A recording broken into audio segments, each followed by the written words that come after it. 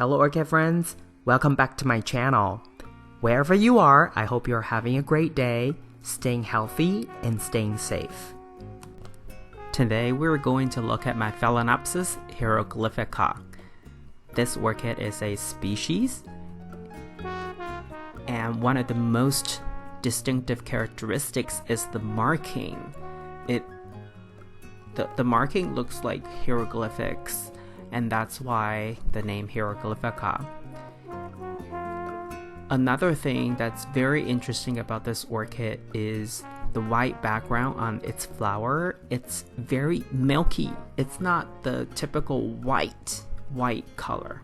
It's the milky white, and it's also super waxy. And when the flowers are completely opened up, and if you just touch it, you can tell it's also really thick, substantial as well.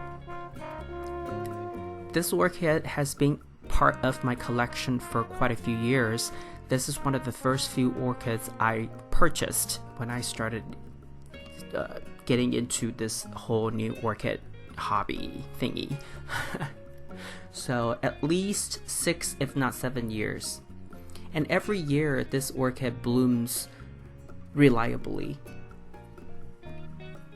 Right now this orchid has become a really mature orchid, and if you look at the leaves, newer leaves are pretty much the same length as the older leaves now, and it now has 3 mature spikes that bloom every single year, and those spikes are just getting longer and longer. And this time around you can also see the 3 spikes that have flowers.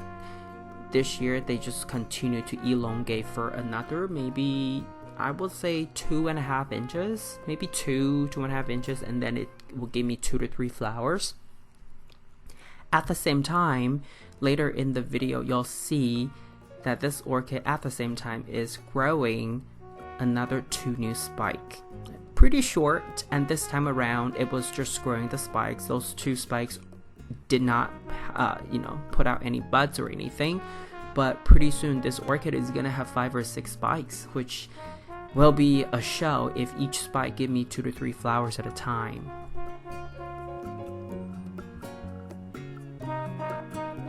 This orchid is also interesting in its lips. Its lip is fuzzy, and another 2 orchids that also have fuzzy lips in my collection would be the Tetraspis and then also the Ludamaniana hybrids. I have another Ludamaniana species orchid that will be blooming pretty soon, so that will be another one with fuzzy lips.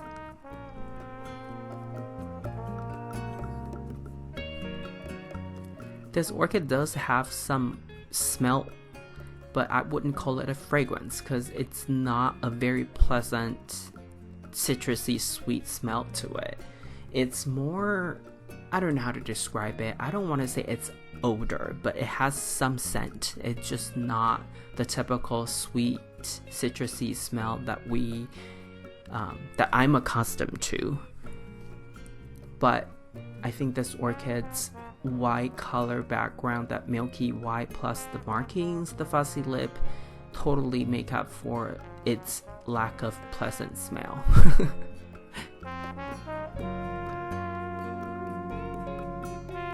It is very easy orchid to grow. It's not fuzzy.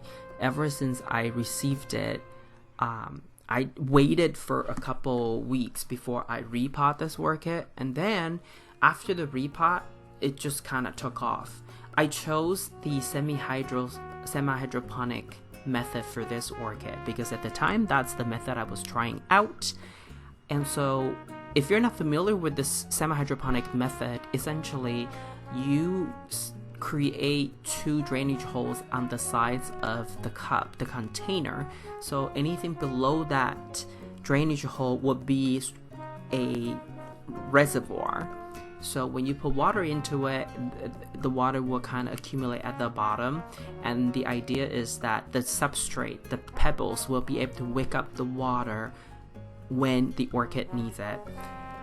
And the best case scenario is that the orchid roots voluntarily grows into the reservoir, which it will be very used to high moisture and wet all the time. So those are water roots, and if they grow into it on its own, chances are good that they will not rot as easily as roots that are more accustomed to a very distinctive wet-dry cycle. And when that happens, I would call that autopilot.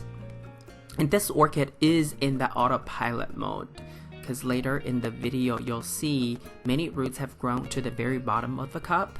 And when I give this orchid 1/4 cup of water, there will be maybe about 1/2 inch of water at the bottom.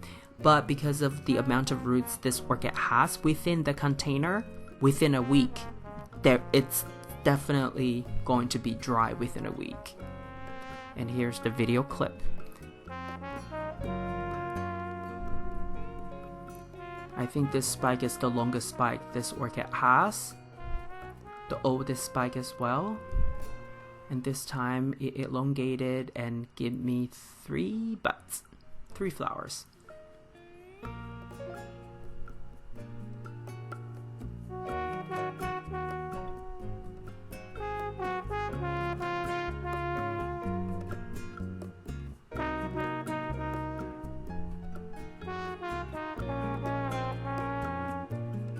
That's a new spike, and then under another leaf there was another spike forming. So I'd say at least 5 spikes, if not 6, that this orchid will soon have. And then here's another spike with 2 flowers. There are some dead root tissues, as you can see, but sometimes it's just the portion, the section that's exposed to the air that's dead. Sometimes within the medium, the roots may still be okay. So without unpotting it, there's really no way to tell for sure. But looking at this orchid though, I think this orchid can easily stay in this pot for another year, maybe even 2. But if I ever do repot this orchid, I'll be sure to make a video and give you an update.